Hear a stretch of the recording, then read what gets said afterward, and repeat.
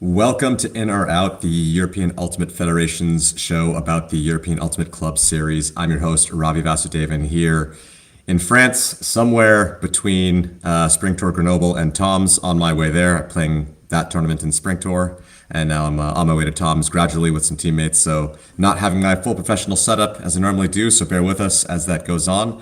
Also, want to apologize. I, of course, made a lot of changes to the ranking script when things were going on in between seasons, and tried to run it today to make sure the ranking got posted up as soon as possible.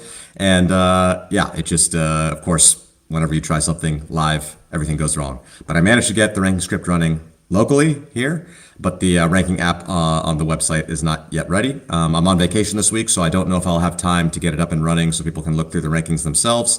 So I'll make sure that we show it today and really go through ranking by ranking, and we'll probably post the ranking on Instagram later, but you won't be able to use the ranking app quite yet until I get back from my holiday and post it all.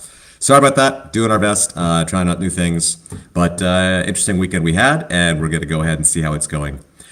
A couple of one note, really, housekeeping note for all you teams out there that are in the EUCS. Just a reminder, you have to get those approved tournament rosters. That's not just your master roster. Your tournament team admin has to put in your event rosters for all EUF events and all EUF approved events in time. It's 2 weeks before an EUF tournament, 1 week before an EUF approved tournament. So if you're going to an EUCS spring tour or whatever, elite invite, 2 weeks before, have to have your roster in. Going to something like Tom's, Vienna Spring Break, whatever, 1 week before, get a roster in, make sure it's accurate, and post it on the rostering tool. Otherwise, you will be levied with a fine. This has all been written out before, so please get that ahead. We've had some teams that haven't managed to do that this season, and we don't like giving fines. We just want the system to work out, so please get that forward. All right, that boring stuff and all those caveats out of the way, let's introduce our guest today. We've got Amelia Durbin, player for Bristol and commentator, going to join us here today to look through the first weekend of 2025 EUCS ranking. Amelia, how you doing? How was it for you following along everything this weekend? Hi, yeah, really good. Really excited to go through it. I loved this last year, so I'm really glad to be part of it. Weekend was amazing. I obviously wasn't playing. Bristol didn't enter this one, but I was keeping up to date with the schedules and some kind of crazy results coming out from across Yeah, Europe. So yeah. really excited to dive into it and see how that has made the algorithm look. So we will, yeah, we'll go into all of that. And first off, yeah, well, I want to ask you also how it was like playing, yeah, playing. Were you on Bristol last year as well? Yeah. Yeah, so I like to ask guests just how do they like the system? How does Bristol find the system? You know, the Euro team, I think it was qualifying maybe in whatever system there was, but how are you liking this new EUCS system? I like it personally. I think it Yeah, gives the European scene a little bit more meaning. It means that every game counts if you're at a tournament where it's ranked. For me, I'm a big sports watcher, and so this narrative that we're creating is a lot more like professional sports, where you have shows where you get updates on how you're doing, and it makes everything just feel a little bit more exciting and important, I guess. Obviously, the way that we used to qualify for Euros was just through UK nationals, and it did often feel like you weren't really training for anything until you got to nationals, whereas now it feels like you've got to get the ball rolling sooner, you've got to be professional and have competitive trainings from the get-go, which is great. Harder to do and harder to organise, a lot more admin. I'm part of the leadership of Bristol Women, but for me personally as a player, I find it really exciting. I love buying into it. I love the stories that come out of it, and the way that the algorithm, you can track everything and see previous history. So for me, I love it. I wouldn't go back to how it was before, I think, if you were giving me the choice now. So yeah, I've got positive things to say about it. great to hear. And has anything, you say you're part of Bristol Admin, can you share a little bit under the hood what it was like planning out this year's season? Maybe from lessons learned from last year, did anything change a little bit? Well, so one of the reasons why we didn't enter Spring Tour is because we have experienced in the past a little bit of season burnout. If you think from April to September, October, which is where Euros is, around 6 to 7 months, which for a lot of people that are being asked to play all of those tournaments is quite a lot. So for us, it was a little bit more of prioritization. And so we're using Tom's as our kickoff to the competitive season. Because last year, as much as we love Spring Tour, we play a lot of the British teams quite regularly. We knew our Spring Tour in the UK was going to be UK heavy. And so for us, we were quite happy to take that hit and say, we're going to rank everything else for the rest of the year if we can. We can miss out on those 6 guaranteed games and go to a summer tour later in the year. So yeah, it's been difficult, but we've got a huge squad this year. So for us, it's been a little bit easier to pick the players to go to each tournament, whereas in the past we've obviously had lower numbers. Yeah, difficult, but it's been a good learning curve. Great. All right. I think, let's see, should we go into the rankings first or talk about, I think it's more interesting to talk about the results first. That's what people know. And then we'll dive into the rankings. So I'm going to pull up here the results. Let's see if we can get that up on the live stream as well. Just looking through Espo, of course, it didn't happen. Let's go through each tour and maybe just see if we can shout out a couple surprising finishes to the tournament, at least to start. So I'll start here in the mixed division in Padova. We saw that, just looking at the final finish, we have TFC Taucher over Mosquitoes, Disconnection, Puk, Padova Rangers, Lemmings, Disco Bolo, Seski, Zoo Mixed, Colorado, Thundering Herd, and Remix. I think the biggest shocker here is though TFC Taucher did beat Mosquitoes in the final, Mosquitoes actually beat TFC Taucher in an earlier stage game. And I think a lot of people would not have seen that coming. Another thing very interesting to see here is Ceskidistas down at 8th at this tournament. Of course, we know they've lost a couple top players that have chosen to go other ways in the Worlds campaign, but I don't think anybody would have called them to finish this low here at Spring Tour. Anything else jump out to you from the results you saw in the mixed Spring Tour from Padova? Yeah, so I made a couple of notes, and you're going to have to bear with me on this one, but I think that this tournament was a little bit of a mess. Not in a bad way, in a great way. I think it's so early on in the season, teams are still really figuring each other out within their teams, but also with the competition. So the thread that I was following along on that just felt crazy to me is Thundering Herd, a UK team that we can see there, unfortunately finishing in 11th. They went to Universe with Disconnection, but then were fairly comfortably defeated by Padova. Mm-hmm. But then later, Disconnection took Tieftaus to Universe. But then Tief and Kus Padova also had a Universe point game. And so a team that finished in 11th went to Universe with a team that finished in 3rd, but then got absolutely demolished by a team that finished in 5th. And I think that is a real testament to how the season is still completely up for grabs, and the results of these don't necessarily mean anything at the moment. That was my highlight. Yeah, highlight is mixed Padova is a mess. That's great. I like to hear it.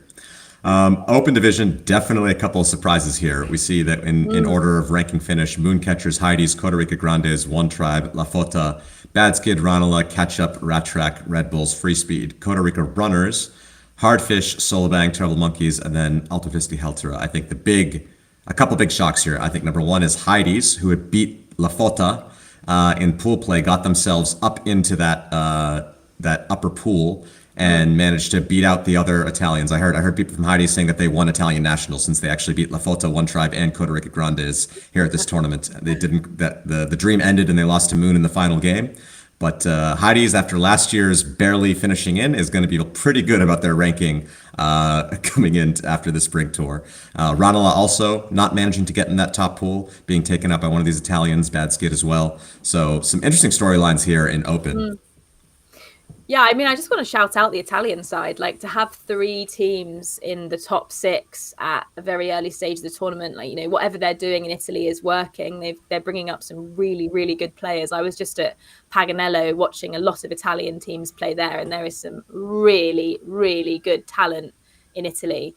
So kind of great to see them successful, and also for the kind of parent. La Fota is also known as like the best Italian team to kind of be beaten out by the younger brothers, as you could say, is also quite impressive. We know that La Fota can drop games. I think back to their loss to Bristol Open at Tom's last year, which many would seem as a massive uncharacteristic loss. But we know La Fota are a team that's very passionate, and maybe you could say struggle with mindset sometimes once they get themselves in a tiz. It doesn't seem like they can come back from it, but they've got a coach now, which is obviously a very well-known player, Nas.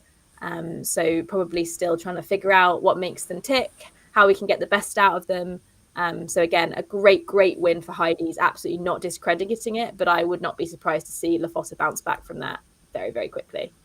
Yeah, I think Lofoten will bounce back, and that's going to help Heidi's because they have a win over them. So I think Heidi's right now, I think, sitting in a position that they're probably not going to be as much looking at being a bubble team this year if they can keep this up. But yeah, we'll see. But like you said, Bristol also had that win, and they did. I don't think they managed to get in the top 16, so they shouldn't sit on their laurels. They have to keep it up. But good start for Heidi's after last year's heartbreak. Definitely. Let's go to Grenoble, where we can take a quick look here at the final rankings. Here, big one. BFD Shout over Grut, Tequila Boom Boom over Moon Cup. Some surprises there. The Italians doing quite well to take some medals that maybe people didn't expect. Then you got Queen Kong, Heidi Synergy, Fabulous dropping down to 7th at this tournament, and Hot Mess Express down at 8th. And I think the big shocker here, BFD Shout Grut, which is not seen here, was a 15-7 win for the Bologna women over the Amsterdammers. Yeah, and I think Group were pretty much full roster. I know that they were missing Aurora Lezhnik, who's obviously a big contributing factor to their winning game at Euros last year, but one player, not necessarily enough to go 15-7 against Shout. So great to see Shout coming out strong. They were probably disappointed with where they finished last year at Euros. The big one for me is Tequila going above Moon Cup. I think Moon Cup ended up dropping 4 games. The big question I'm sure on everyone's lips is Ava Borneau has gone. Ava Borneau was Moon Cup, a huge contributor, offense, defense, leadership. It's probably still trying to figure out how they can fill that void, which is Ava Borneau. Yeah, they were also missing Mewin Leduc and Carmen Lagala, so a couple other big pieces that were not here this weekend that will be there. Eva Borneau will not be here later, but those were some that were not, might be joining them later to help them bolster their ranking. Maybe we'll see at Elite Invite later this season. Worth noting, I think, the Tequila Moon Cup game, that bronze medal game, I think was a spicy one in terms of spirit. I was having a look at the spirit scores, and I think there was a 3 given out by Moon Cup for Tequila Boom Boom. So maybe that result, not necessarily kind of how the game wanted to go. Moon Cup have also picked up some really great players this year. You've got Helen Thompson from the UK, known from Smog, GB Mixed, a fantastic player, decided to go for Moon Cup this year. So really excited to see her excel. And then Emma Sexton's come from Pelt as well, kind of a young up-and-coming player from Ireland. So Moon Cup, again, so much to build upon, embedding new players into their systems. This is just step one, day one on a very long journey to Euros. So doesn't necessarily reflect anything other than they didn't have the strongest team at this tournament and they came fourth. In the open division, we have Quixote has taken the win over Isno. So against our predictions last year, Gigi and I predicted Isno to take this one, given that Quixote has lost quite a few roster spots this year. Roster people this year, top players that were gone. But I played against that Quixote's team. They were very strong, and took it to Isno. So we'll also be in a good position to keep going with their ranking. Flying Angels Burn coming in 3rd after a disappointing season last year. Probably happy to at least get up there with these top players, these top teams. Though I know they had some closer games to some lower competition that they might be a bit frustrated by. Smog Open coming in 4th. And then below that, we got Jet Set, Freezebees, Monkey, UFO, my team, coming in 8th. Kapow, Mr. Frizz, Solent, Revolutionaire, Blackbirds, AUT, Be Free, Moustix, and Lausanne Son from Switzerland finishing it out. Thoughts here? I was chatting with Nime before, and correct me if I'm wrong, this went pretty much to seed. So not much happened here in terms of big movers and shakers. There's some new teams on there that are doing their first Euros run. So Solent from the UK, a relatively new team, making their way to it. And that's a really good result for Smog. I think the schedule for these ones was, the top pools and the bottom pools. If you finish in your pool, you move on. And I believe that Smog went 3-0 and then 0-3. So to do that and still come fourth doesn't really make sense to me. That's the way it works because you're in the top pool, so it's just the top 4. But it's happened. Great. That's the format we used. So to be fair, with this and the same as the Padova, we deliberately made a format that is for the goal of getting as many teams together Getting as many games without rematches with teams at a decent level, like having a winner of this tournament and a final ranking of this tournament isn't that important. What's important is that we get enough games in, and so that's why we format it this way without a bracket or a knockout stage or whatever. It's just And that's great context, because again, I was reading it thinking, why have they done that? I messaged one of the Heidi's players on Instagram, actually, shout out Tim, and said, can you explain this schedule to me, because I don't understand it, but now I do, so thanks for sharing. Good. Hope people at home also understand it. But yeah, Quixote is doing well. I think Flying Angels Burn, what was over Jet Set, was one of the flips from the seeding there. So I think that one was a flip, where Jet Set was above them in their pool, but Flying Angels Burn took the win to upset there. The rest, I think, we took a win over Kapow. We were the 3 seed over the 2 seed. So UFO slightly winning there. But yeah, mostly the seed here, showing that the rankings from last year were still pretty accurate with a couple little flips. All right, so let's move on to Leicester, where we have just the women's. Iceni taking down Yaka, Smog getting in third. Then we got Spice, Gentle, Urubru, Sick, Gravity, LMU, Flame, and Horizon. I think this is the big one. Iceni getting over Yaka. We were wondering, is Yaka going to come back strong after last year's disappointing Euros? And of course, they do okay to get silver here, but I think they will not be happy with themselves to not have taken the win here in Leicester. Yeah, I watched that final live, and it was a really, really good game. Iceni do look really strong this year. They've picked up a couple of fantastic players. Amy Van Zyl, most notably, is kind of like the big pickup. One of the Bristol girls, Vali Rodriguez, has gone over to Iceni, now living in London. And just a couple of kind of like real good cogs that are going to massively contribute to their style of play. They've got great leadership, some great experience, and Iceni really did look classy in that game. And Yaka also looked fantastic. I think it ended up being 13-11, and they were trading the whole way. It was really quite intense. I had to keep turning it off because I was like really nervous watching it. So that's what we love about women's sport, right? Like having those big names go up against each other and have a fantastic game. I think Yaka were disappointed. I was hearing some reports from the ground that, there was some tears, which is understandable. It means a lot for Yaka. I have been looking at their Toms roster. They're taking a huge squad to Toms. So I imagine they're going to be going for blood. We'll see. And we'll get a little Tom's preview, at least EUCS wise. We'll look at the teams that are counting the games there to see how we think that might shake things up later at the end of the show. Let's finish things out here. We got 2 more spring tours here. In Lund, we have Reading taking the win over Frumix, Glasgow, BN1, Newcastle Heck, Helsinki, RJP, Jet Set, and DTU. I think we all expected Reading to win this one. We talked about it last week. It was theirs to win. The question for them is, did they win it by enough? I know they really, really, really don't want to be outside of that top 4 like they were last year, so that they can have a bit more in their control. Don't want to be in that randomized pot of the second seeds. So we'll see. Frumix, I think, a bit of a surprise from Cologne. I think a lot of us were thinking Glasgow would hold seed and take it to the final here, but the German team getting up there in Lund. And Helsinki, I think we were thinking last week, one team from the city, all playing in mix. They could be strong here, but finishing below the UK teams and Frumix, maybe not quite as high as we would have hoped. What else did you see here from Lund? I think the one story that I was kind of made to look at from Hoagie kind of was giving me the scoop of what happened at this tournament. One most notable kind of rivalry was the Heck and Glasgow game. Heck last year were kind of the favourites in Scotland, but Glasgow this year have picked up some really, really good players, specifically a couple of Alba male matching players, most notably Joel Terry, who's just come off the GB Open season, a really, really great player, really good defender.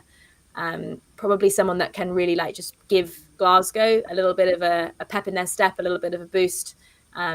So Glasgow kind of took down Heck quite comfortably, which in the past, if you gave it 8 months ago, wouldn't have happened. So that's probably a game worth talking about.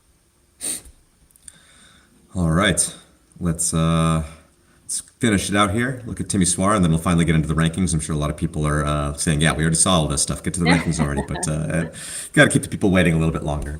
In mixed, leftovers, wanted out. The experienced team beat over the Hungarians and the Romanians. And we have out Transylvania and Heroes finishing in that order. Did you notice anything from this one? Well, for me, I just want to shout out Transylvania. when I was at EYUC last year, almost a year ago, Transylvania were there in the U17s division playing mixed, and I had never seen a team from Transylvania before, which is obviously sitting in Romania, and they were amazing. Such a young group of really, really talented players, and it was amazing to see some of those names pop on the roster. We've got Sade, who is a very, very tall receiver. I think his brother's currently at a Canadian university, and I'm going to make the assumption that Jason Sade is the father of both those boys. But most notably is a young player called, and I'm sorry, I struggled at EYUC, Sminty Chuik, Mario Sminty Chuik, the 22 shirt. Absolutely phenomenal at U17s, was laying out everywhere, getting amazing Ds, amazing grabs. And I think that at the time they were 15. And so I'm just amazed to see these young players come onto the European scene because they deserve to be shown to the world. And so I'm so excited to see them grow through this year. Will be fun to see. And the Open Division, 3SB, Echo, smashed Frisbee Cup Barcelona. Then we got Outseaters, Rumble, Zoom, and Fui. It's the first time we're seeing. We called this last week the division of the new combination teams, because in Vienna, Echo and Rumble have now, this was the old Big Easy and Forward teams. They've combined. Echo is a stronger team, Rumble the second team. Okay. 3SB and Fui have done the same. So they are a combined squad of the two clubs, 3SB taking the top players, Fui taking the second players.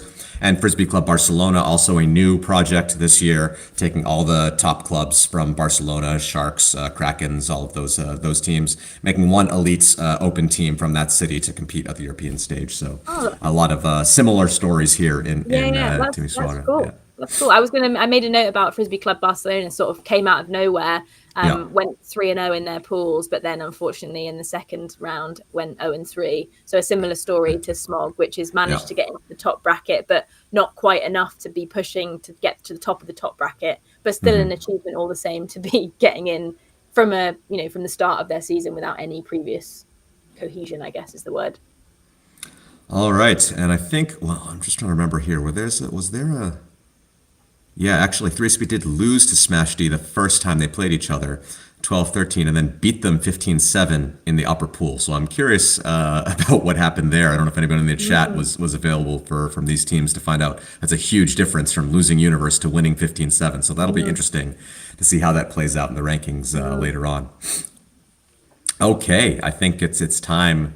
I'm just going to take a quick look to see look at the chat, see if we see any questions. There's people talking about the fact that my dinner's ready downstairs here. That's all I could see right now. Okay, let's take a look at the rankings. And again, apologies, this is not the live site. It's only my local version of the website. I will try to get that up when I can, but I'm on vacation now, so probably not going to fix it up anytime soon. But here we go. We'll go through the whole thing. We'll start at the top. Reading in first place. Then we got Mosquitoes, Glasgow, TFC Taucher, Leftovers, Padova Rangers, Out, Frumix, Disconnection, Helsinki, Heck, Lemmings. Those are the top 12. There are 4 wildcards to be given out, so those are the safe spots, let's say. Then these next 4 spots could be Div 1 or Div 2, depending on how things go. We got Pook, Newcastle Brown, Disco Bolo, and BN1. Below that is the EUCF Division 2 solid spots. Seski, Transylvania, Zoo Mixed, RJP. Then we have the 4 spots that, if wildcards were below the top 24, might not even make UCF Div 2. That's Jet Set, Colorado, Thundering Herd, Heroes Flying Disc. And then below that, we have the other 2 teams, Remix and DTU. Now, looking at this ranking, I want to say again, big caveat. Number 1, a lot of teams haven't played yet. There's probably a bunch of elite teams that aren't even in the mix yet. Elite Invite hasn't happened yet. I'm sure a lot more teams will get there when that happens. Caveat number 2, things are disparate. So there's islands of connections here. We see Timisoara. We see over here the other summer tours, the other spring tours together. So this is Lund and this is Padova. So each of these is kind of its own ranking. These are ranked together. These are ranked together, these are ranked together, and then those are just kind of interspersed with each other, but there's no connectivity between those tournaments. Once we start to get Elite Invite, once we start to get some other tournaments there, and eventually the summer tours, then we'll actually get to see how strong was winning in this spring tour versus this spring tour. Right now, that's looked at basically the same, and that's why things are the way they are.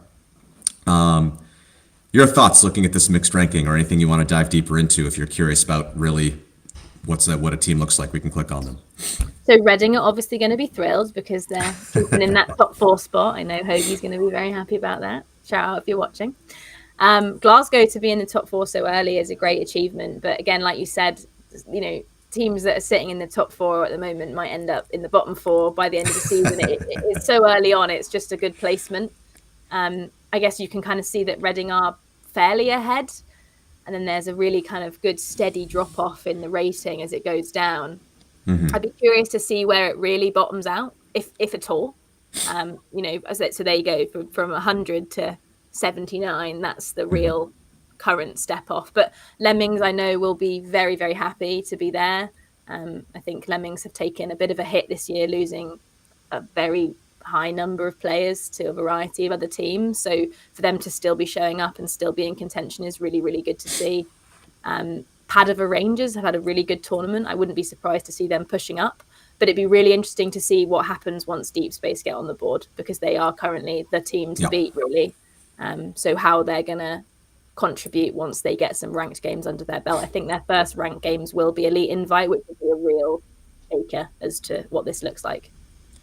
Yeah, and I think that how the other elite teams do against Deep Space is going to make a big difference for where they end up, and how that is relative to each other. And we will get like Mosquitoes and Reading, I believe, will both be at Elite Invite. I'm just checking here. If we go to the event tab, I can go to Elite Invites, and we'll see, this is the layout of the teams there. So we'll see Mosquitoes. Savage Ultimate also not on the board yet. Tartu Turbulence not on the board yet. So things will shake out, and I think we will get connections of all the tournaments, all the spring tours here. So it'll be, I think, for mixed, we're going to have to wait until Elite Invite to really get a sense of where things are. For the other two divisions, we will have some better idea after Tom's tourney, but yeah. Yeah. Okay. Any teams you want to look at just to see, what was up and down? I'm curious. Oh no, that'll be later in the open division. I was thinking about 3SB. I think let's look at TEEF, because obviously TEEF is a team that people know.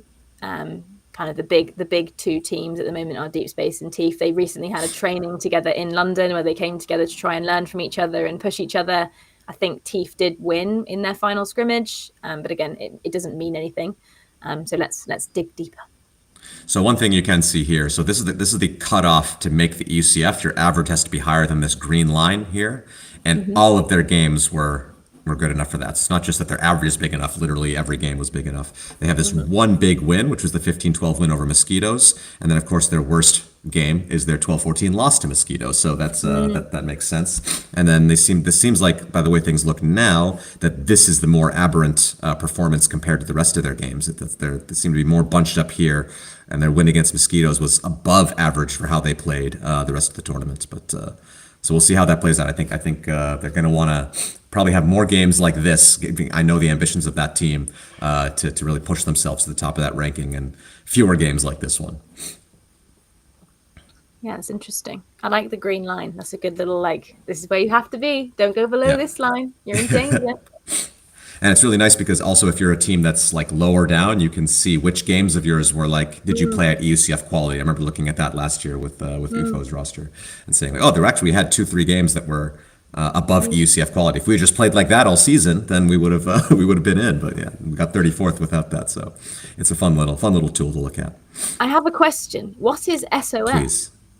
SOS is the strength of schedule. It's actually the average rating of your opponent. So that's sometimes if you have a very low SOS, it's hard to get a good ranking, but it's just a way of seeing, how tough your schedule was, and you can compare that to other teams. So would you expect teams, because I think at the moment there is a bias towards the teams that go to Elite Invite because the best 8 play against the best 8. Obviously, that's totally fair. They did the best. It's not a criticism. But would you expect teams that went to Elite Invite to have a higher SOS number, and therefore, regardless of the outcomes of their games, would they then have a better result in the algorithm because they are used to going up against better competition? Does it impact it like that, or is it just a reference point? All right, so we'll do a little deep dive here, and then we'll go back to the ranking. Your ranking is actually, you can think of it as being made up of two components. There's the strength of schedule, and then there's the point difference. The point difference has this equation, and it goes between -600 if you lose by 15-7 or more, or plus 600 if you win by 15-7 or more, and then everything in between. A universe win is plus 125, a universe loss is minus 125. So you take the average of all your point diffs and the average of all your opponents, and if you put those together, that's your strength of schedule. Let's ignore the weighting about stuff that's later on, but that's a bit more complex. But yeah, so the elite invite teams will certainly have a better strength of schedule because their average opponents, and that's one component of their ranking that is sort of out of your control. But of course, if they get crushed by those big, some team goes to elite invite thinking, oh, great, I'll do great. If they get crushed by those teams, and like say they lose all their games 15-6, they might have an SOS of plus, something really nice, but their game point average will be -600. So then you add those together, and you'll still have a low score. So It's still, yeah, you have to do well. There is, I can't remember all the details off the top of my head. There's an article on Ultiworld, because this is the same as the USAU algorithm, that talks about the biases that do exist in this algorithm, and I think that it's slightly better to play against teams that are way better than you or a little worse than you. Okay. And it's worse to play teams that are a little bit better than you and way worse than you. Like those are the ones that can bring you down. Or it might be the other way around. Sorry, I'm a little I'm still on vacation, so I don't have all my thoughts straight. But there's an algorithm. There's a whole article where you can read about all of that. I don't particularly agree with everything in the analysis. So I mean, you do have to if you really want to argue with it, you have to know a little bit behind the math. But that is there. But yeah, there definitely are. It's not no system is perfect. There will always be some slight unfairness in everything you try to do. But yeah, it's good to know those things. That is good to know. Thank you for sharing. Yeah. Okay. Anything else in mixed that you want to look at before we go to another division? Anything else I'd like to do maybe one more team and look at their plot. I don't know. Just pick a team you like. Well, let's look at Helsinki, a new team that has not been seen before? I don't know of Helsinki as a club team, so a new face. Yeah, I think in the mid 2010s they did play. I remember seeing them in the women's division. I think it was them and Atletico. They were two good Finnish teams that went to, I believe, WUK 2018 or 2014. One of those WUKs there. I heard of them there. It's the first time I think I've seen them in the mixed division personally. Okay. But here you can see what I was talking about before. So let's say this is the end of the season, and they're like, well, they did just barely make it in, but let's pretend they weren't in because their yellow is above the green. You can see they have 3 games where they can say, yeah, we played UCF level games, and 2 games where they were really under the cutoff. So you see this loss 15-9 to Heck is really bringing their average down. And I love this because they have a pretty big spread. And like when you go into a game, you ever left a game and you said, we really could have won that one, like you think, if we played the way we're supposed to play, we would have won that. I like the way that this plot lets you really see, is that actually true? Is this game really that different from your average? And you can see for this game, yes, it's well below their average. So they could have said that for that game against Heck. But then they all should also say, yeah, we beat Frumix 15-10. That's also quite above what we're normally doing. You don't usually hear people saying that after a game. It's like, we shouldn't have won that one by that much. They usually say more the other way. But this allows you to objectively look at, was this game really aberrant compared to how well we usually play? Yeah. So you see here, their loss 15-8 to Glasgow is also down there. And then their 15-8 win over Jet Sets, 15-4 win over RJP, and the 15-10 win over Frumix were the ones helping them out. So Frumix, like I said, finished second in the end of this tournament. Yeah. So I guess that early win from Helsinki helping them out a lot here in the ranking. It's also interesting to see how the SOS, the strength of schedule, is so much lower. It's 8.51, whereas I believe for Teeth it was 88 point something. Yeah. So interesting how from 2 tours at the same time, one has a significantly lower ranking already. So it'd be interesting to see how that changes as the season goes on once they have different matchups. Yeah, once the connectivity is there, this will make a lot more sense and be a lot more objective. So, Great. All right, let's move on. We can always come back if there's any questions in the chat to a team if somebody's really asking to have a deep live. Getting a question here. Could Reading get shafted for barely not blowing out for 3 of their games? Could be. It depends how good those teams do later in the season. If those teams end up being good, they could be fine. If those teams end up being really bad, yes, that could hurt them and bring them down. So that's the exciting part of the season. You never know which result's going to help or hurt you. So got to bring it every point. All right, let's go to the Open Division next, since that's next in alphabetical order. So Ooh. here we have Quixotes and Is No Good, the two teams from Grenoble, heading things up here at the top. 3SB, Mooncatchers in fourth, La Fota in fifth, Jet Set, Heidi's, Costa Rica Grandes, Flying Angels Burn, Freesbees. That's ends the safe cutoff. And then right below that, we have Smashed, Bad Skid, Smog, Frisbee Cup Barcelona, Echo, and Ranelagh. So those, if the top 16 wildcards are on the top 16, that would be your UCF as of today. UCF Div 2 starts with Outseaters and Monkey. Then we have Rattrack, Ketchup, One Tribe, UFO, Red Bulls and Hardfish, rounding things out. And then at the bottom of the rankings, we go Mr. Frizz, Free Speed, Blackbirds, Kapow. I will go through the whole thing just because I won't be able to post this later. So usually I stop there, but I'll go through everything. Solent, Solabang in 30th. Then we got ATT, Be Free, Zoom, Terrible Monkeys, Rumble, Moustics, Revolutionaire, Costa Rica Runners, Fui, Lausanne, and Ultimate Frisbee, Helctera.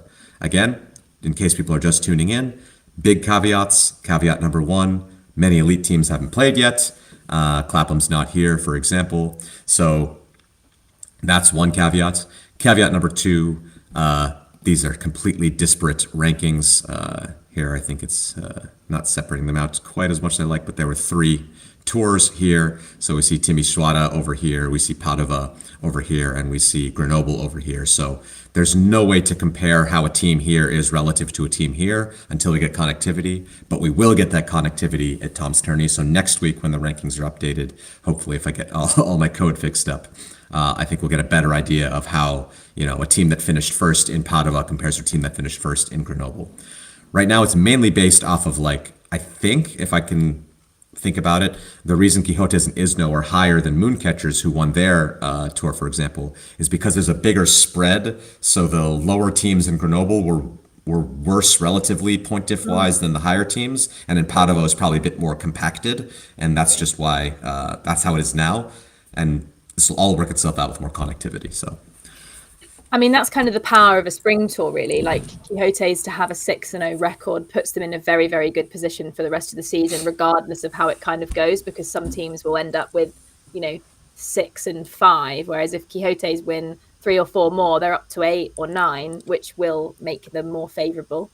I think Mooncatchers being 4th, there's teams on there that spots to Euros aren't at risk, unless something really drastic happens, and I think Mooncatchers, La Fota aren't at risk. So not really a red flag that they're 4th and 5th at the moment. I think they're probably going to go up or stay relative. Heidi's being in 7th. Maybe they feel a bit disappointed with being in 7th at the moment, I guess. But like you said, it's all relative, isn't it? Yeah, and I think we can dig into that's one I want to dig into, but it's interesting because Heidi's did beat La Fota. That was their big upset win, right? But you can see it didn't really play out the whole way there. And I think if you look at Heidi's with their plot, this win, I'm sure this is the win over La Fota, the 12-10 win. Yeah, that was their best game. But they have down here a 15-7 loss to Moon. So this, you said, what happens when you play against a really good team? Yeah, if you lose 15-7, it can still be your worst result because that's a big point diff there. And that could still be hurting you. So it's not you get a good SOS that you're automatically going to get a good ranking, because of all our games like this, you're well out of the EUCF cutoff region, right? So that shows you. But Heidi's had a good weekend up here, and I am curious what La Fota looks like, because I'm sure that result from Heidi's, this is a really interesting shape that they got here. So yes. Very square. Funny enough, their worst result is beating Ultimate Frisbee Helctera 15-0. So that one will probably be a blowout win. Helctera probably did so badly that even beating them 15-0 was bad. So that's pretty crazy. But the blowout rule will come into effect once they have more games there. So that'll get out of their average. And again, their loss to Heidi's here, 10-12, hurting them right now. it's really interesting to see, like the note you said a minute ago about how it's showing teams when they say, oh, we really could have won that one, Yeah. being very, very true. This is going to be so interesting as the season goes on, specifically in women's and mixed, I think, because there is so much inconsistency to who beats who. And there's a lot more closer games, whereas in open, I think sometimes the range is a little bit different. So Yeah. it's going to be interesting to see, when a team has a really bad loss, for example.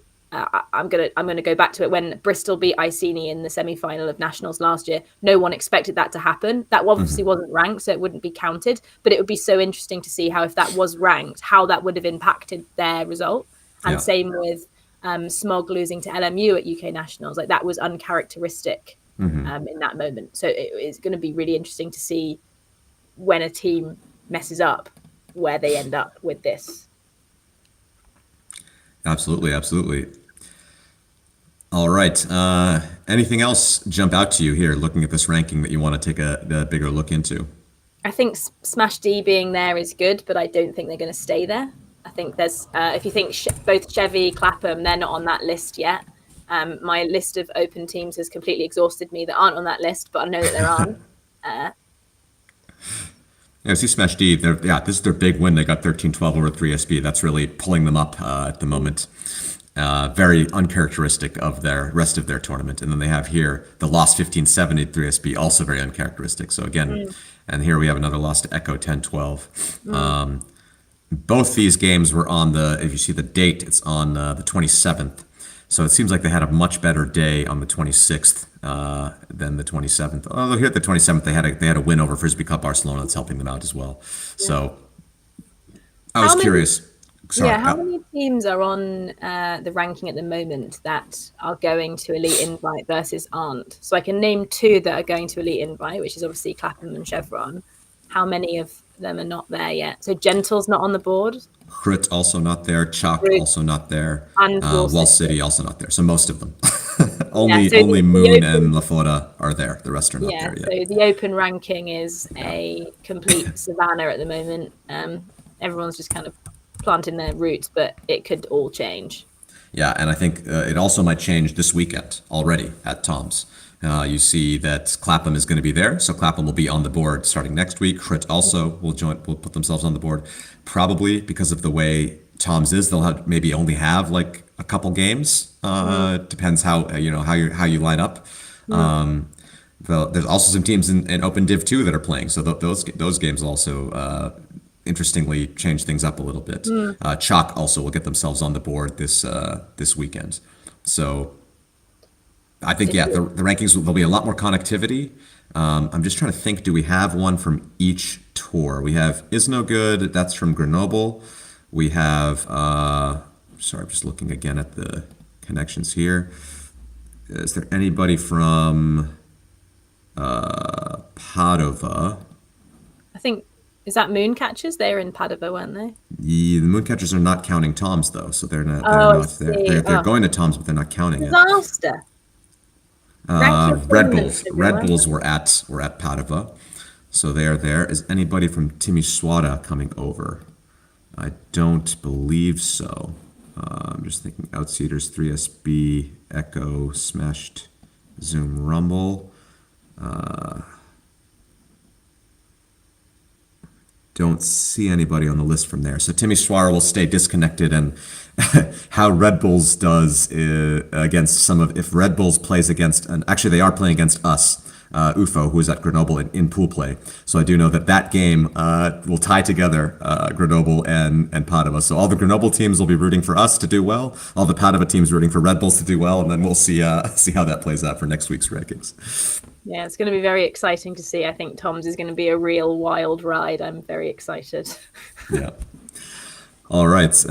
Interesting. Yeah. So I think Red Bulls is the sole team from Padova eyes are going to be on them, and that's going to be the only connective tissue. But then, so maybe things won't get that clear after next week. It'll probably get more clear after Elite Invite in a couple of weeks.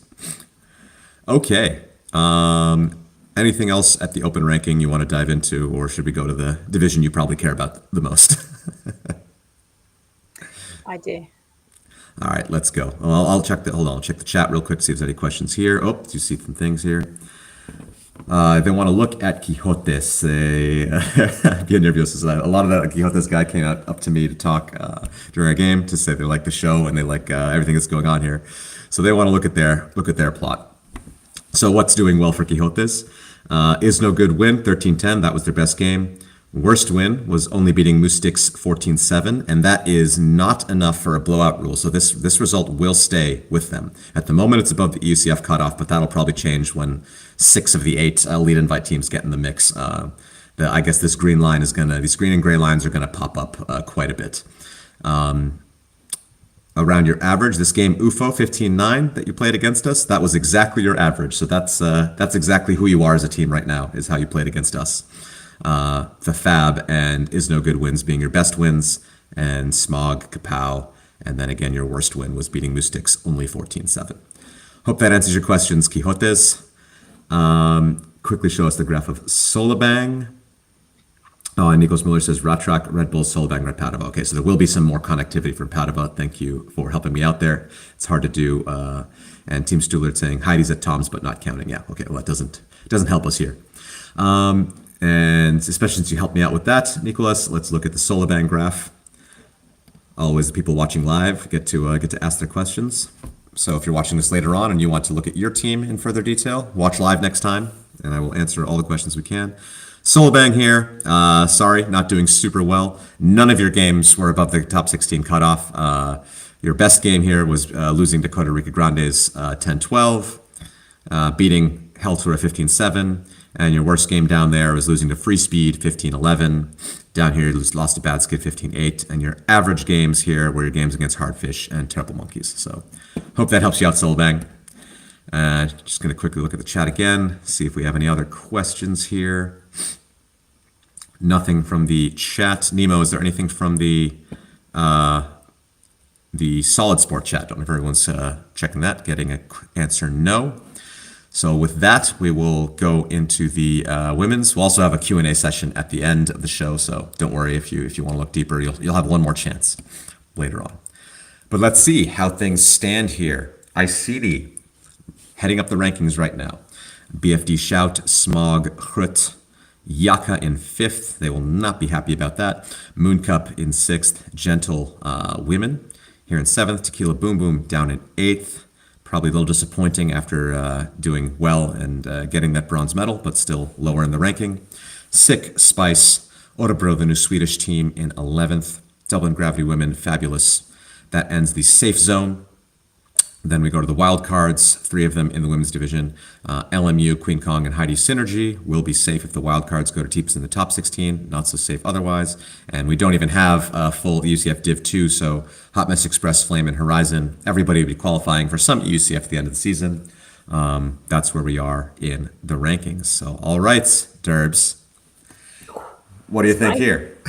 Well, I mean, Iceni are out the gates in first place the whole way round with their ranking gap is huge, and that is a huge place to start the season. With Elite Invite coming up in the next month, they'll get their games. I would not be surprised to see them not rank anything for the rest of the season and just put their money on where they are now. And let's have a quick look. Let's see what they have. You can see in the roster tab here what they decided to count here. They just have Spring Tour and Elite. That's all they've decided to count this year so far. And so. I'm not surprised. I wouldn't be surprised to see that didn't change. And to go out with a very, very impressive performance like that and be able to hold it is impressive. Shout again with a great win against Groot, sitting below Iceni, which they'll probably be disappointed with. But Smog, again, disconnected.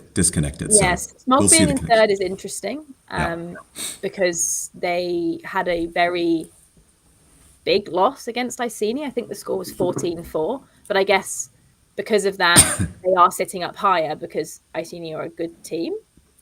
Question mark? I'm not really sure. Oh, I'll explain that a bit. So let's see here. That was their worst performance. So at the moment, that's actually bringing their average down. So that's not helping them. It's how well they did in their other games, beating Gentle 15-5, beating Sick 15-4. That's a pretty big win. Beating Spice 12-6. And those are the ones bringing their average up, and these are the ones bringing their average down. So that Iceni thing could be a blowout eventually if the Iceni proves to be 600 points above Smog later in the season. But right now, that result is only hurting Smog, so it typically wouldn't do that. So if you look at Iceni, typically, if that blowout rule would happen, it would be a result below their average.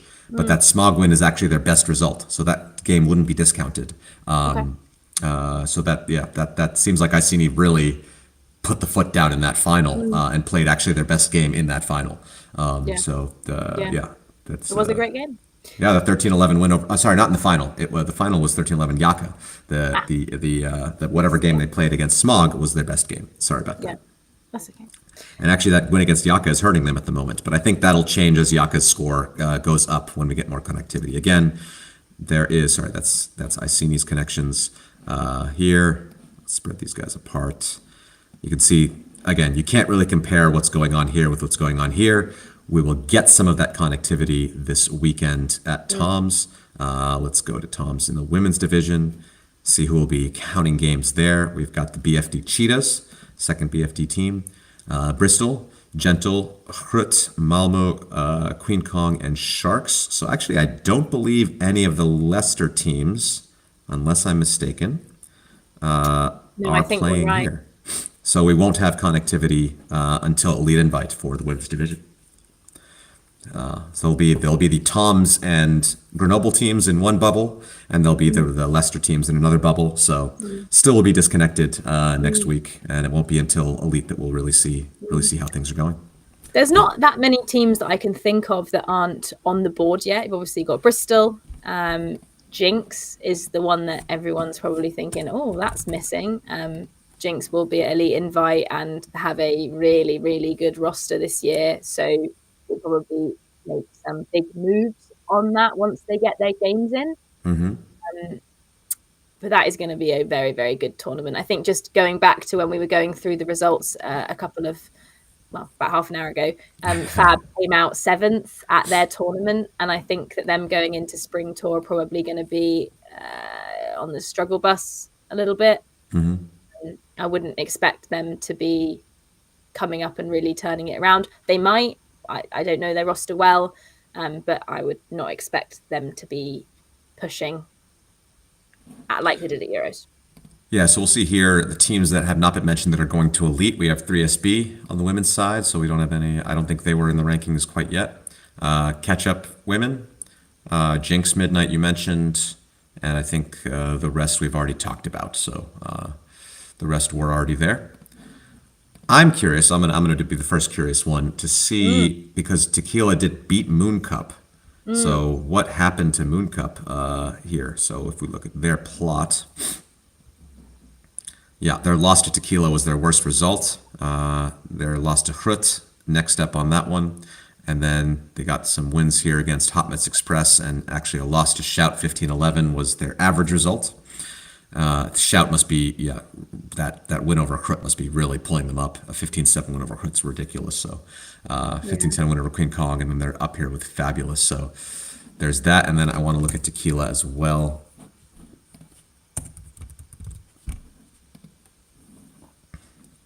And here we have 14-4 loss to Hrut. That's really pulling them down. And then 15-3 loss to Shout. So these heavy hits against the big teams hurting them. And then, this I'm guessing, oh no, that wasn't even their best result. The win over Hot Mess Express was their best result. Moon Cup 11-10 win, sitting up here, Heidi Synergy. And then their closest to average game was their 11-9 win over Fabulous.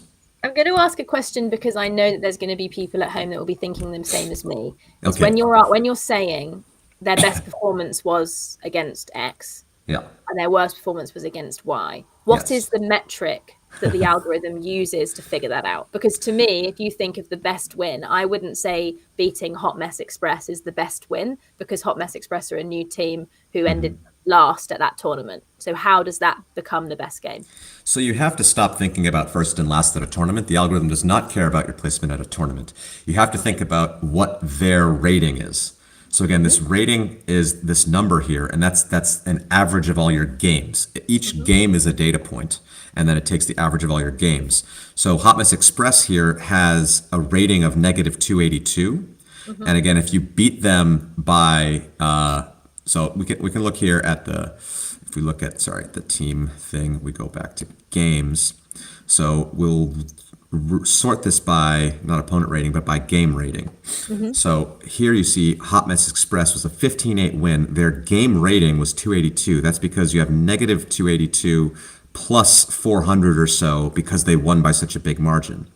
And that number varies between, like, a universe point win is plus 125, and a blowout win 15-7 or higher is plus 600. So you can see how big of a difference that point gap can make. Whereas beating Moon Cup is much higher rated. The 300 more, about 250 points rated higher than. Sorry, my math is wrong off that. Almost 400 points higher than Hot Mess Express, but you only beat them on Universe, you only get 125 points above their rating. So the metric is your opponent's rating plus or minus the point diff score. That's what rates you as your best or worst performance here. Okay. Yeah. Good to know. Thank you. Yeah, and again, it doesn't care if it's a finals game, a pool play game. Yeah. That does not matter, and it doesn't matter if it's a team that finished last at a tournament or finished for those things don't matter. It's only the score of your game and the average score of your opponent that gets taken into account. Good to know. Good to know. All right, I'm going to check the chat here to see if we have any questions in the women's division. Looks like we got a couple of things. We have Smog questions. Please in the chat indicate whether you're talking about Smog Women or Smog Open, because I think Alex Arkle is on the Open side, and I think he asked it when we were looking at Open. So I think they are. We'll go back to that one then. Is Smog above XBI? XBI is not in the rankings, so that will yes, I guess Smog is above XBI for the moment. At Leicester Women's Tour 1, one group was smaller than the other, so for placement games, a smaller group had all played one fewer game, and they won almost all the games for placement games. Fatigue was big. Yeah, that's unfortunate, but again, one game difference doesn't matter that much. So crit game scores and gentle connectivity are the question marks here. So Gore game ratings. So I will take a look at that. So we'll look at Hrut here. We'll look at the plot. And the plot's nice and visual. Of course, here, no surprise. Way outside, an aberrant score here is 15-7 lost to Shout. If a minus 109 points, they scored there for that one. Best win, 14-4 win over Tequila Boom Boom, who did quite well the rest of the tournament, so that makes sense. The games right now, wins 15-3, 15-5, 15-5. These games were their average, and 11-8 over Moon Cup. So again, a lot of these teams I think are quite below Hrut's level. You can see there by the scores. I think we'll get a better sense of where Hrut is after Elite Invited Toms when they have a few more games that are closer to level. Maybe these will look way out of proportion there, but I think this one's going to stick around, that 15-7 loss. So that's probably going to hurt you throughout the season. But maybe if BFD Shout go better and better in their ranking, it won't hurt as much. So you got to root for BFD Shout in all the games that are not against you. If I was crit right now, because if they have an off season, this score is going to hurt you.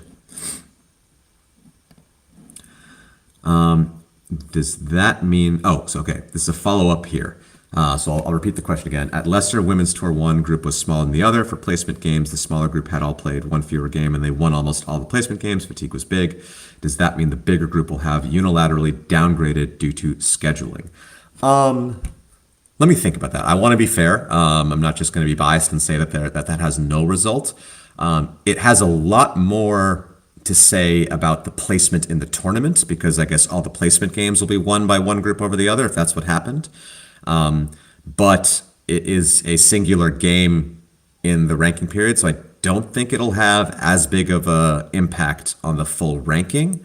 But if there's a specific team you want to have a look at to see if like their final game was aberrant compared to their other ones, that would be an interesting one. So let's take a quick look. I think we can manage to try and find an example. Maybe the chat will come up with one as well. But let's go to Leicester. So who are the teams in Pool A? We had Iceni, Smog, Gentle, and Sick.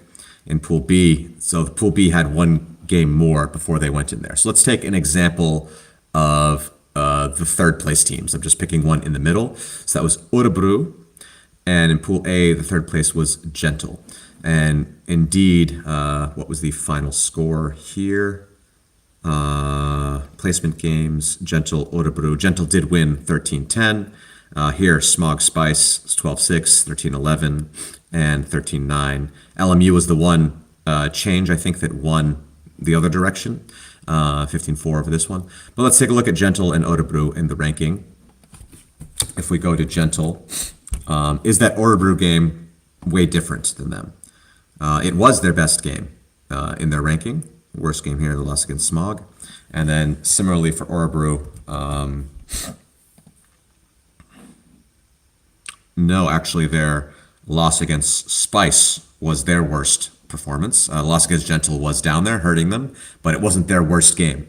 So I think you can't, you could say, of course, this is a bit unfortunate to have a final game drag you down a bit, but it's not your worst performance of the weekend. So that's one there. If people want to take a look at another pairing, please ask me there.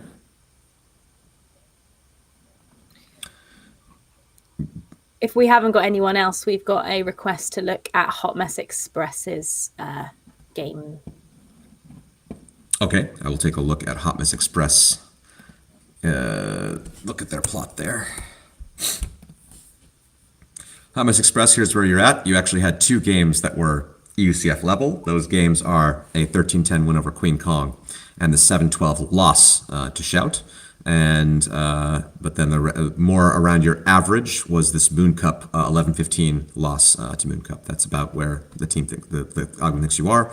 You had 3 games pulling you down, so it's a pretty high variance team. A couple really good games, a couple not so great games. Here losing to Heidi Synergy 11-9 was not so great. Losing to Tequila Boom Boom 15-8, not good. And then Fabulous losing to them 10-12 was hurting you, but. You've got more games bunched up here, and then your better games are a bit spread out. So your average is around the cutoff, just around the cutoff. But again, this cutoff will move as more elite teams get in there. Right now, you're ranked 17th. Let's hope that answers any questions you have there.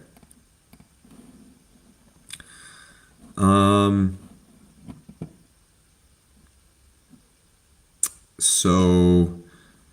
Sam, given all the shared opponents from Group B went on to lose, does that downgrade the value of the Group P results? No, it does not. I don't think it does. Especially LMU getting that win will help to push Group B a little bit above. But again, if you want me to compare any two teams, we can do that. That I can do quite easily. Doing a bit more than that's a bit tricky now. But once this is all updated, you can dig into the data yourself. Let's look at one more, since I think that was an interesting question. Why don't we take a look at, none of the other ones were that close, but let's look at Smog and Spice, for example. I mean, what it will do, it will make it look like Pool A in general is stronger than Pool B, and that could be why Smog got put over Yaka, for example. But the bigger thing there, probably if we look at Smog, actually I want to look at Iceni's weekend. So Iceni beat Smog 15-4 and Yaka 13-11. So that, what I was going to say was not true. It was maybe Smog played closer, but that's not true. So yeah, I think it does. It just makes, because all these teams beat all these teams right now, that's what the algorithm sees as connectivity, that this pool was a stronger pool group than this group, enough to even put Smog over Yaka. But again, as more data comes in, these little things will have less of an impact.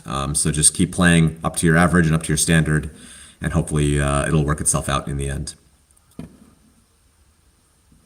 Appreciate that, Sam. And again, if you have any other direct questions, feel free to ask them here. This is what this show's about, to try to explain any confusion to people that have them. All right, we'll leave things open here. Derbs, you have any final question marks around the ranking around the season? I also like what you're doing and asking questions about it. I think is great, because I think there's plenty of people that have those same questions. Are there anything else you want to know about the algorithm or know about the ranking since you're here? There is actually, and I can't say yes or no because I actually don't know, but I've had multiple people ask me, and I've said yes, but it's based on panic, which is, are the games weighted this year? So are games that happen further away from Euros less impactful than games that happen closer to Euros? Yeah, so we mentioned that we did they weren't last year. Last year there was no change. The games are weighted equally no matter what. In the way USAU does it, they do have a timing thing where the closer the game is to the end of the season, the more highly it's weighted, and the further away it's less. We played around with that to see how that affected things. We didn't think it was that big a deal, and we, the European mentality of sport is a bit different than the American mentality, where Americans care a lot about playoffs and Europeans have this league system where, every game at the beginning of the season counts the same as the game at the end. So we were trying to, weigh a lot of different things. We did add a couple weights though. So we did say that a game in summer tours specifically, only summer tours, are weighted 25% more than games outside of summer tours. So there is a 1.25x weighting to that in the average. It doesn't mean they give you more points or not. It's just weighted higher in your average. And single games, so games that are not played at a tournament, are weighted 75%, so a bit less, because we saw that those were quite aberrant. Were usually very away from the averages of how teams actually performed. So we decided to add that because yes, we like that. That's a tool teams have to get their 10 games in, but we saw that they really weren't representative of the strength of teams. So we decided to weight those a little lower. Aside from that, games are weighted the same. The only other way that games can be weighted is that low-scoring games. And again, if you go to the ranking page, you can go to this UCS tab and click down to algorithm. And I'm not going to run through everything here, but all the math is explained here, including the changes, the explanation, and also I put down here the change log, which is there, which shows what changed in 2025 compared to last year. So you can get it there. So the only other weighting thing is from scoring, where if games where at least a team scored at least 13, that's going to be counted fully. And if the combined total of the teams is at least 19, that's counted fully. But anything less than both of those is counted slightly less, because we found that like really tight games, like a game like 9-6 final score, that doesn't fully represent how that game would have played out if we got to a game to 15. So those games are weighted a bit less. And you can see in here, you can look at any score here. So for example, I mentioned 9-6. A game of 9-6 is weighted 0.89 compared to a game to 15. Okay. Yeah. Good to know. Yeah. Again, thank you for answering. I know there was a lot of people that weren't 100% sure, and now they will be. Yeah, I hope so. If they watch the show, of course. Well, if they ask me, I'll refer them to here and give them a timestamp. Okay. Any other questions you had? We had a couple more requests to look at a few teams. We had Smog Open, Hardfish Open, and Mosquitoes Mix. So I'll look at those quickly before we wrap things up. But anything else from you, Amelia, before we go to that? Not at the moment. I think I'm happy to go and look at some other teams and see what they're up to. All right. Let's go to, we had two open teams, right? We had Smog Open, Request. Where's Smog at? Here we go. Your win 15-10 over Monkey, your best results. Your worst result, your loss 12-15 to Flying Angels Burn. Your closest to average was your 13-5 win over Revolution Air. And you have two games that are in the safe zone, let's say, of being in that place where you don't have to care about wildcards, and 3 games that are below the EUCF cutoff. So you only have 3 games EUCF level, 3 games not EUCF level. Still, your average is in that EUCF level, above the gray cutoff at least. And that's where Smog sits right now. So if I were Smog, I'd want to be doing a little better later in the season to guarantee a spot at UCF if that's your goal this season. We had Hardfish in Open as well. Swoop, that's not how that works. And I apologize, it's getting dark here. I don't have lights, as this isn't my setup in this room. So if you can't see my face, don't worry about it. We'll just look at the data instead. Hardfish, where are you at? All your games were below top 16 level. Your best game was a 13-9 win over Terrible Monkeys, but that's still, even if you had played that way the whole weekend, you would not have been good enough to be in the top 16 of who's left here. This seems more like your average, where you have this win over Solabang and your loss to Ranelagh.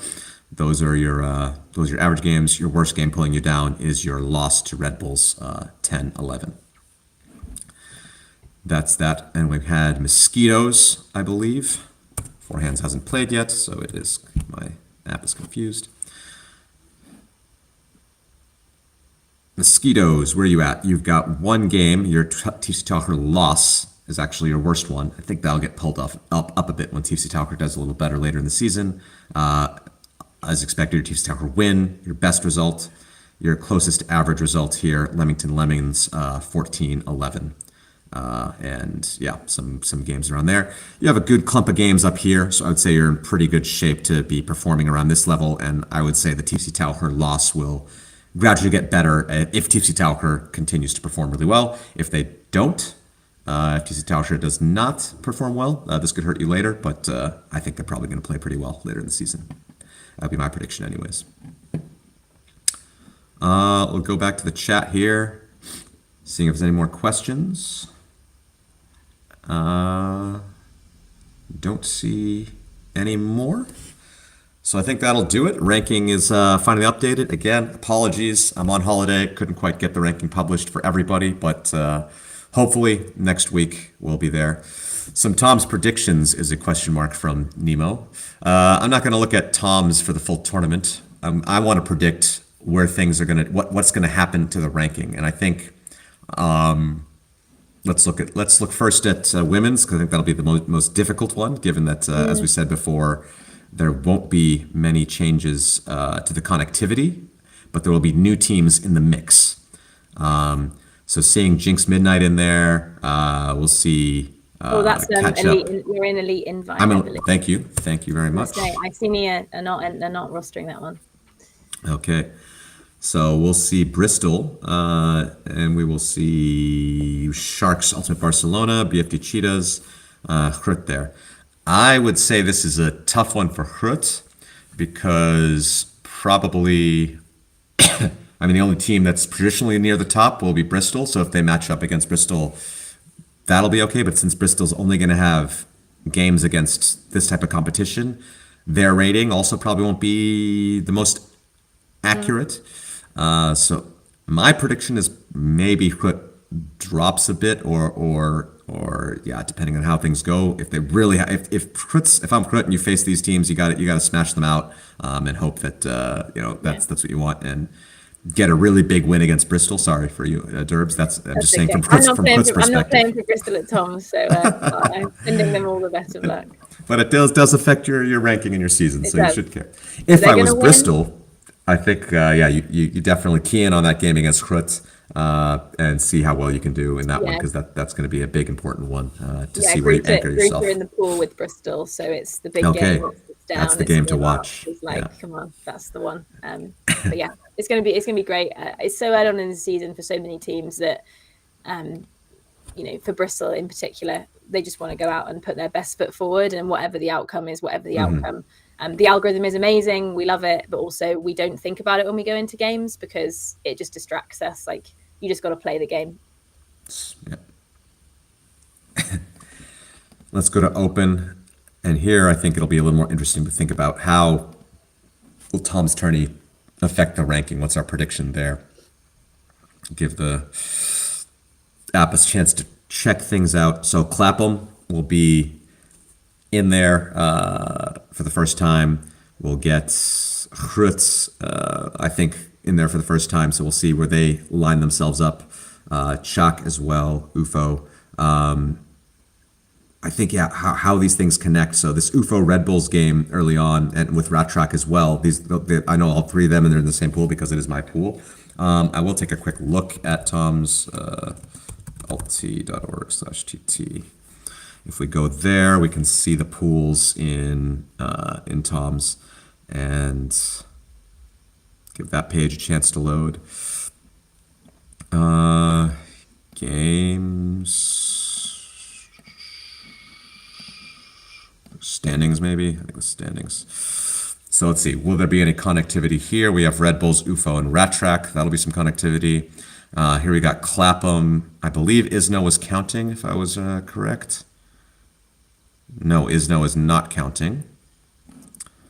So Clapham, Fab is Fab counting. Fab is not counting. So I believe, yeah, Clapham gets no games in their pool play, so that's not going to change anything.